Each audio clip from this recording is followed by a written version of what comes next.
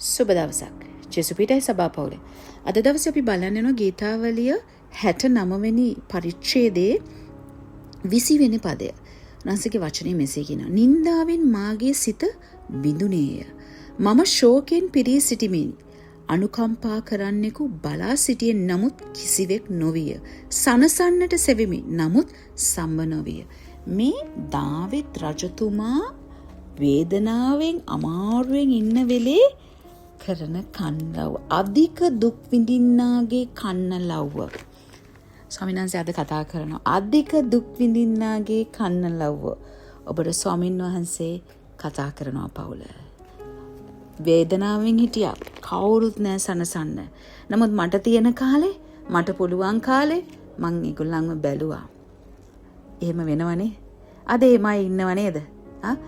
මට අමාරුයි මේ ගමන යන්න බෑ. මගේ අතේ සල්ලි කීයක්වත් නැහැ. නමුත් අද මට උදව් කරන්න කවුරුත් නැහැ. මගේ ළඟට ඇවිල්ලා ඔයාට කොහොමද? ඔයා කාලා දෙන්නේ කියලා අහන්න කවුරුත් නැහැ. නින්දාවටපත් වෙනවා.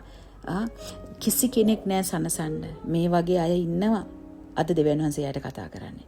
උන්වහන්සේ ඔබ වෙනුවෙන් කල්වරියට ගියා. හරි. එහෙනම් උන්වහන්සේ ඔබ වෙනුවෙන් ඉන්නව හැමදාම සටන් කරන්න. කිතුණුවනේ දේවදරුවනේ ඔබට අනුකම්පා කරන්න දෙවි කෙනෙක් ඉන්නවා.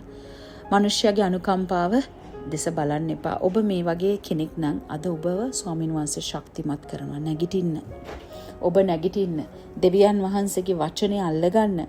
කවුරු අතහැරියත්, කවුරු ඔයාව දාලා ගියත් මගේ ආදරණීය දෙවියන් වහන්සේගේ දරුවෙනි, දෙවියන් වහන්සේ ඔයාව දාලා යන්නේ. ඔයා දන්නවද ජේසුස් වහන්සේ කොච්චර දේවල් කරත් උන්වහන්සේ මිනිස්සු අතරින් ප්‍රතික්ෂේප වුණා. හරි. උන්වහන්සේ ප්‍රේමය දුන්නම උන්වහන්සේට වෛර කරා පවුල. කරුණාව දුන්නම උන්වහන්සේව උපහාසයට ලක් කරා. ජීවිතය දුන්නම උන්වහන්සේට දුන්නේ මොකද? කුරුසය. ඉතින් මේ සැබෑ වූ අපේ ජීවමාන නායකයාට වෙච්ච දේවල්. ආමෙන්. නමුත් එතකොට ඔබට මට මේව දෙන්න වෙනකොට අපි කලකිරෙන්න ඕනේද? අපි වැටෙන්න ඕනේද? ඇයි අපිට මෙහෙම වෙන්නේ? අපි මෙහෙම වෙන්න ඕනේ මිනිස්සුද කියලා ප්‍රශ්න නගන්න එපා. ඔබ ඔබේ ජීවිතේ මේ දේවල් වෙන්න අනිවාර්යෙන් වෙයි. නමුත් ඒ වෙන අතරේදී ඔබ ඔබේ ජීවිතේට පන්නරයක් ලබා ගන්න. ඔය ශක්තියක් ලබා ගන්න. ඔයා එතනම වැටිලා ක්ලාන්ත වෙලා ඉන්න එපා. ඔයා යාචනා කරන්න. ඔයාගේ ජීවිතේ වෙන දේවල් මං කියන්නද? යහපත කළත් අගයක් ලැබෙන්නේ නැහැ. ප්‍රේමය කළත් ප්‍රතික්ෂේප වෙනවා. පිටිපස්සට බයිනවා. කොඳුරනවා. උපකාර කළත් මොනවද කරන්නේ? තුවාල ලබනවා. මේ දේවල් වෙනවා.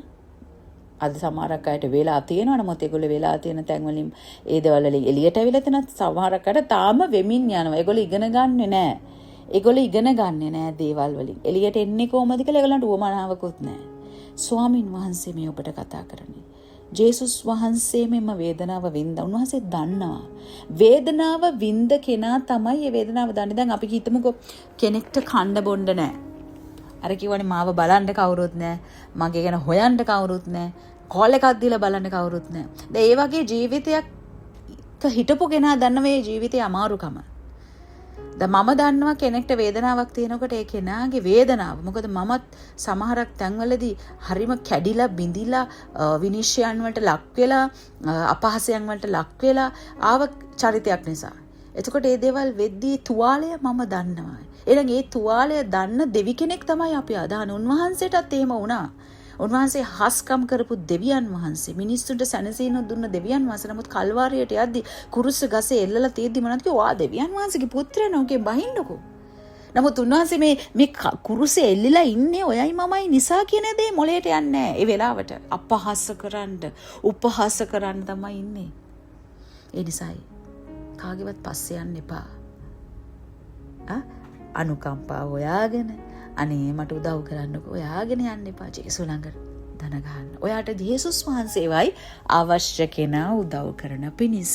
උන්වහන්සේ මිනිසයාට කතා කරා යන්න, අර තැනට යන්න, අර කෙනා ළඟට යන්න. එයාට අවශ්‍යතාවයක් තියෙනවා මේ වෙලාවේ. ඒ තමයි දෙවියන් වහන්සේ වැඩ කරන විදිය. මිනිසයාටයි දෙවියන් වහන්සේටයි දෙන්නෙට වැඩ කරන්න බෑ. එක්ක ඔයා, එක්ක ස්වාමීන් වහන්සේ. ඒ නිසා ඔබ තදින් අල්ල ගන්න. ඔබ වැටෙන්න. ඔබ නින්දාවට පත් වෙන්න පුළුවන්. ඔබට අනුකම්පා කරන්න කෙනෙක් නැති වෙන්න පුළුවන්. ඔයාට වතුර ටිකක්වත් බොන්න, කෑම පැකට් එකක් අරන් දෙන්න, ගෙදරට බඩු ටිකක් ගෙනල්ලා දාන්න මේ නැති වෙලාවේ. කවුරුත් නෑ. ඔයා නමුත් ඒවා කරලා තියෙනවා. පවුල ඔයාට තියෙන කාලේ ඔයාට පුළුවන් කාලේ කරා. දැන් නෑ. නමුත් අද ඔයා කොතනද ඉන්නේ? ජේසුස් වහන්සේත් එක්කද? එනම් උන්වහන්සේගේ පාමුලට යන්න. උන්වහන්සේට කියන්න. උන්වහන්සේ අනිවාර්යෙන් එවනවා. තෙල් කුලාවේ තෙල් හිඳුන් නෑ වැන්ද බුවගේ. පිටි මුට්ටියේ පිටි ඉවරුන් නෑ. උන්වහන්සේ වැඩි කරා. ඒ වගේ ඔයාගේ ජීවිතේත් උන්වහන්සේ එලෙස කරනවා. අපි ආදාන දෙවියන් වහන්සේ ජීවමානයි. අපි ආදාන දෙවියන් වහන්සේට අපේ දුක දැනෙනවා. උන්වහන්සේත් මේ පොළවේ ඒ දේවල් වලට මුහුණ දුන්න නිසා. ඉතින් ඔබට මේ ඊටමත් අනර්ග දෙයකින් ස්වාමීන් වහන්සේ කතා කරන්නේ.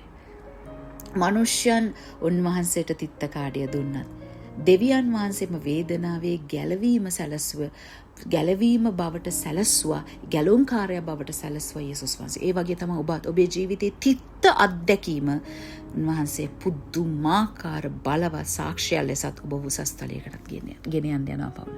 ඔබ විශ්වාස කරන ඔබ ඒ දේ දකින්නවා අනිවාර්යයෙන්ම. මේ දෙවනසගේ වචනය. සුබ දවසක් ජේසු පිටයි. ජේසු ජීවමානයි සබා පවුල.